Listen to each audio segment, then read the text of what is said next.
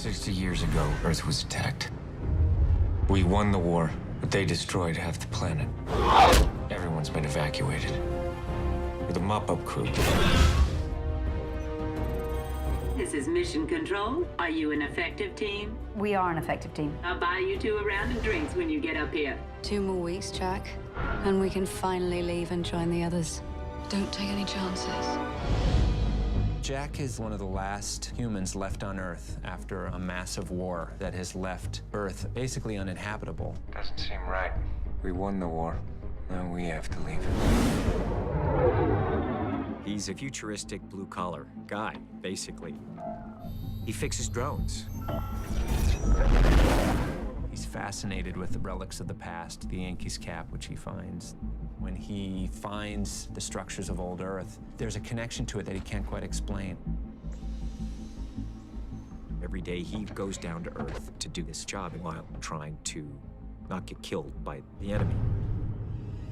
It's very dangerous whenever Jack's on the surface because he's always vulnerable to an ambush.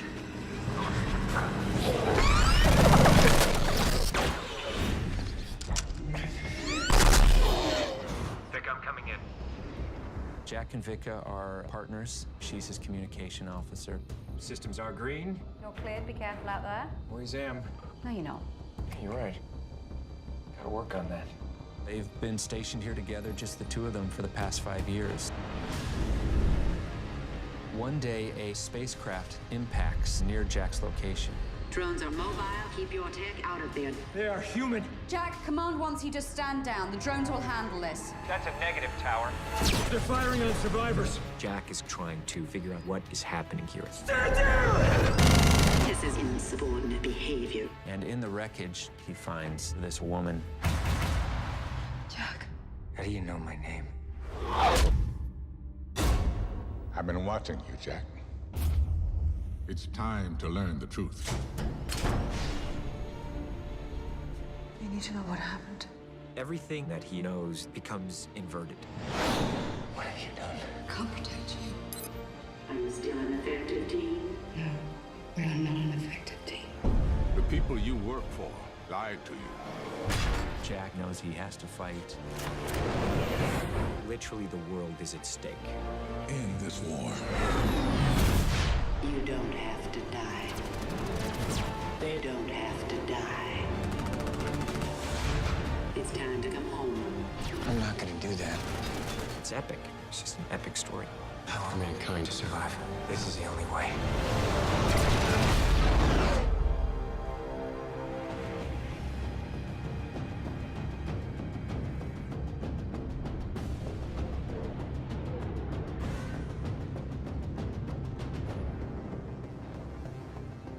When you look at this film, the level of artistry is pretty extraordinary. The idea was to find an environment that looked ravaged from a war, but yet had color, signs of life. I like the idea of doing a daytime science fiction movie because I felt like science fiction kind of went into the darkness, went into the inside of spaceship hulls, and I wanted to kind of bring it back out into the daylight. All right, tech's coming online in 30 seconds. Relaying coordinates now. Confirm visual. Joe Kosinski truly is a visionary filmmaker. He's a world creator. The two words that I had from the very beginning of the project was a beautiful desolation. It's almost primordial Earth. Feels like Earth the way it maybe looked 1,000,000 years ago. It has a haunting beauty to it. But against that rugged landscape, I wanted to bring a very clean, forward-looking technology. This is Jack Harper. I'm good to go. As an architect, Joe imagines things that are wild. The Sky Tower is a home built at 3,000 feet above the ground. Sounds big. Mark. And action. The Sky Tower is a home built at 3,000 feet above the ground. This is almost like a station. It's almost like a military outpost. It's a living quarters, but it's also a working environment. It's a 3-level home that's on this tiny little spindle. Obviously, that's not something you could build, but I felt like we could get close. Before the movie started principal photography, we went to Haleakala, a volcano in Maui. We set up 3 cameras that captured sky, cloud, sunrise, sunsets, stars. Then we took that footage and we front projected it on a massive screen that surrounded the set. It gave the film a very epic feeling. If we were to do this blue screen, all that blue that you'd see outside the windows would spill into all these surfaces and all this glass, and that would be a virtual nightmare to have to paint out and deal with in visual effects. So the opportunity to get that stuff in camera was the critical design feature in this whole set. There is no blue screen. I mean, what you're seeing is the final product. And we're able to, change the weather. It's sunset, and next day is daylight, and we have night, and all the clouds are moving. It's all pretty amazing. And what that allowed us to do is to not only capture it in camera, but use the reflected light of that footage to actually light the sets and the actors. The lighting that you're getting on the actors' faces is the same type of light they get in a sunset because it's literally footage of a sunset. You end up with an all-in-camera visual effect and a visual quality that just can't be faked. And the actors really enjoy it, too, because they're actually in a place that has clouds surrounding them. It does help as an actor, not acting green screen. It's interactive, so you don't have to try to imagine something. You're there with the other actors. It felt very organic. Now, that was take 2. It's fantastic. This is an amazing piece of art. I want to stay here and live here. I want to move in. Those designs are incredible. Joe filmed on top of volcano, cloud formation, sunrise, sunsets, and then he had those images projected, so that was the natural lighting. It was the clouds. It was, without a doubt, the most beautiful set I've ever shot on. Action. It allows them to even kind of immerse themselves more deeply in the story because they're surrounded by it. So that's something I'm really excited about that we were able to do on this movie. It's just so cool. Every piece of it was so smooth and elegant. This great visual world. Stand down! From the Sky Tower to the bubble ship, ultimately is an emotional experience. It's extraordinary, and it's epic.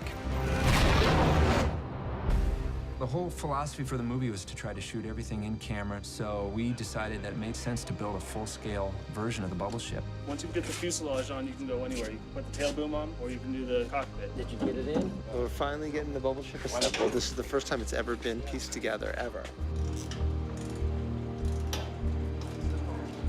We spent an hour and a half on crating it, finding all the parts. It's like Christmas morning, because we're getting everything out of the packages, the bubble wrap. None of antennas in this thing. What's the next steps? Engines? All these studs mount to the plate on there. Got your fingers? Go ahead and go back and we'll come over. I did. Hold on. Ladder slide. Drop it down a touch. I had no idea it was going to be like this, man. I'm shaking right now. Being able as a designer to participate on a movie where they build real vehicles, it's a designer's dream come true. Everything's fully assembled. Now we're just working on getting the lights fired up for tonight for Tom and Joe. Oh my God. Yeah. It's beautiful. This thing is cool. Can we pop the doors for him? God, that's beautiful. Come on. Can I get in? Tom Cruise was super involved with everything. He came to the workshops where we built it. He had some input on the controls to make sure it felt as realistic as possible with the foot pedals and the control stick. It's so beautifully designed. Every piece of it was just smooth and elegant. It's like stunning. It was really exciting to get to share that moment with him. Good job, guys. All right. There's a couple different incarnations of the bubble ship. We have the complete bubble ship, and we have basically just the cockpit on a full motion-based gimbal. So we'll get all the flying footage, and then in visual effects, we will put the rest of the ship on the backside of that. Ready, and action. Tom is the pilot himself, so he's very comfortable with all this moving. Can we go a little faster? But Olga's never been on any kind of gimbal like this before. You're gonna be good. Okay. Just relax. Look at me. Yeah. Jesus. Okay, it'll be fun. Olga will tell you today she wasn't scared. Have fun, Olga. She was scared. Oh my God!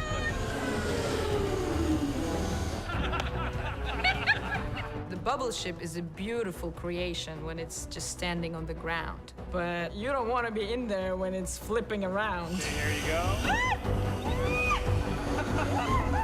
In the end, I liked it, actually. I have to admit it. But don't tell anyone. I pretended like I didn't. Great job. She's very brave, she toughed it out, and her performance in the movie is priceless because it's real, it's not acting. Are you okay? No.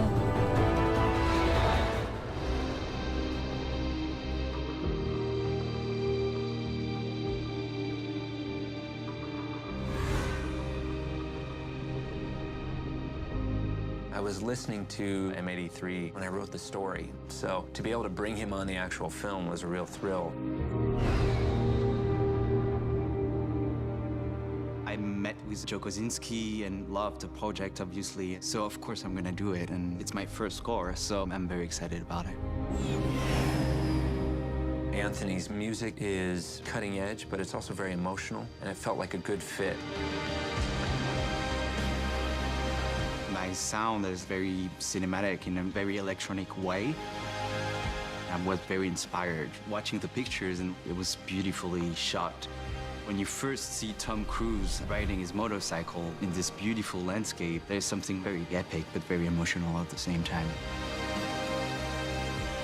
It's a collaboration between Joe Kosinski, Joe Trapanese, and myself. Anthony has such a brilliant body of work behind them that has inspired me.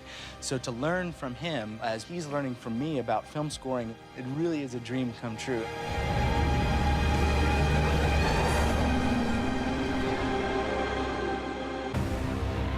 The goal was to have something new that delivers power and epicness. When you have something so forward-thinking, you have to bring this same interesting element that you brought into the filmmaking into the music also. It sounds original, which is all I wanted. I wanted an original sound for an original film. It's really cool. So I want the real drums to start now. We recorded this original song for the end credits. And Susan Sanford is singing.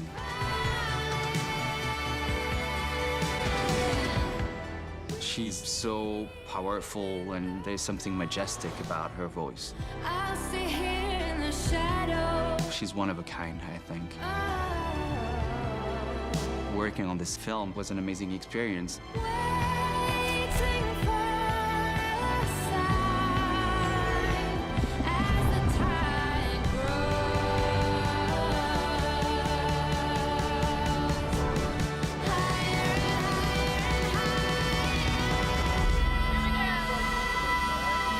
Last checks, please. Rolling, please. Rolling. Sounds big. Ready, and action.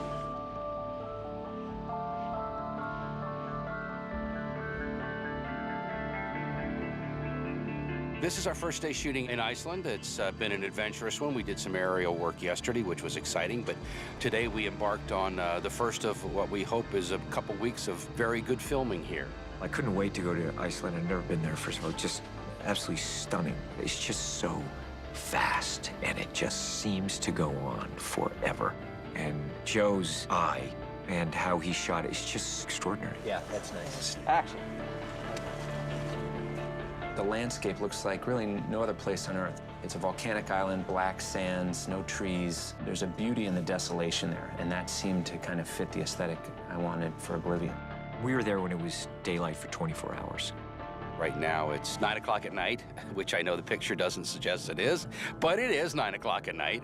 You get what we call magic hour, which is where the sun's low in the sky. You get this beautiful light, and it lasts 7 or 8 hours. And from a filmmaker's point of view, it's an amazing opportunity to just get this beautiful light for hours on end. Nailed it. There's just so many wonderful geothermal spots everywhere. You're just driving down the road and you come across a geyser or a natural crater. We're in the very north of Iceland in an amazing crater.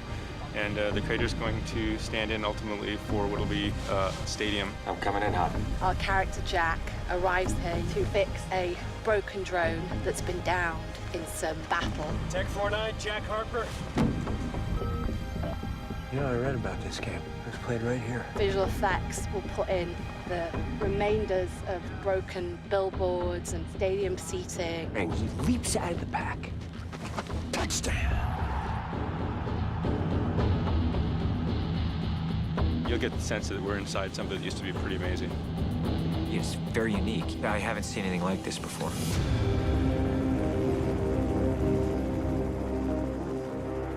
We shot on Earl's Peak, which is a mountain peak in the middle of Iceland, really in the middle of nowhere. Glaciers on one side, black sand desert on the other. It was one of those experiences that you dream about as a director, about going to places that most people have never seen and getting to capture it all in camera.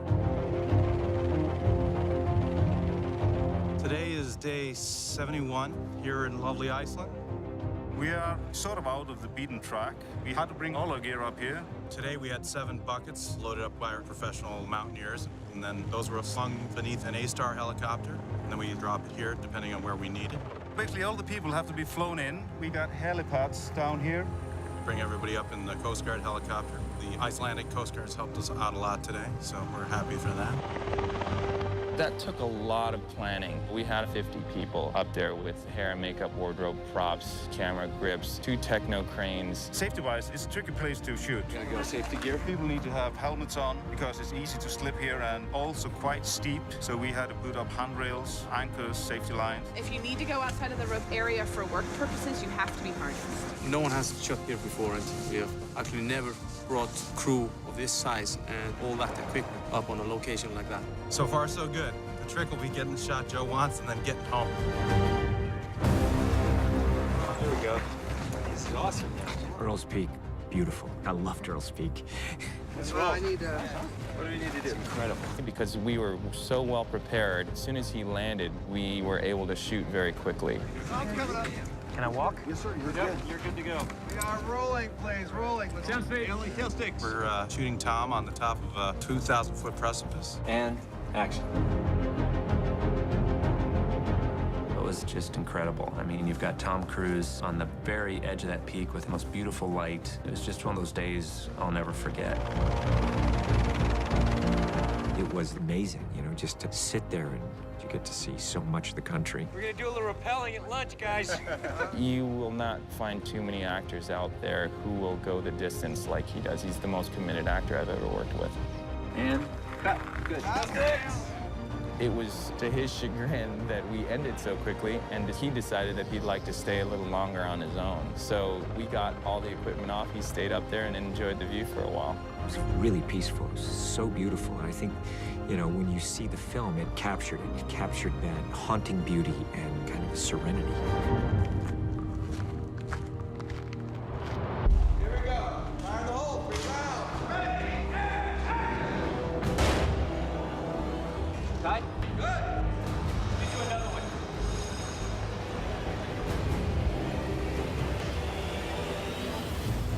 We built the full Rose reading room of the New York Public Library for that sequence at the beginning of the movie. I'm set. So we get to see Tom rappel into that space. He gets involved with a little bit of trouble down there, so we have some really cool stunts. The library turns out to be a trap. It's a big action sequence that plays out in there. 3, 2, 1, fall! This production, as far as the action is concerned, has been loaded up front. Here we go. Action!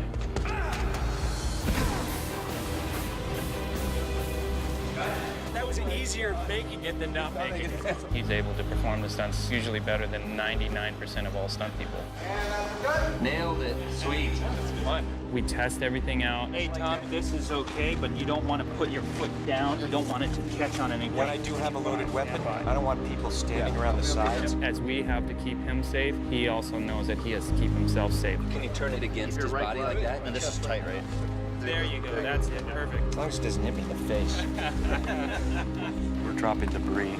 We use balsa wood. It's real light, breaks easy. Let's stand by for picture. Weapons hot. Here we go. Let her bow. Fire in the hole. 3, 2, 1, action!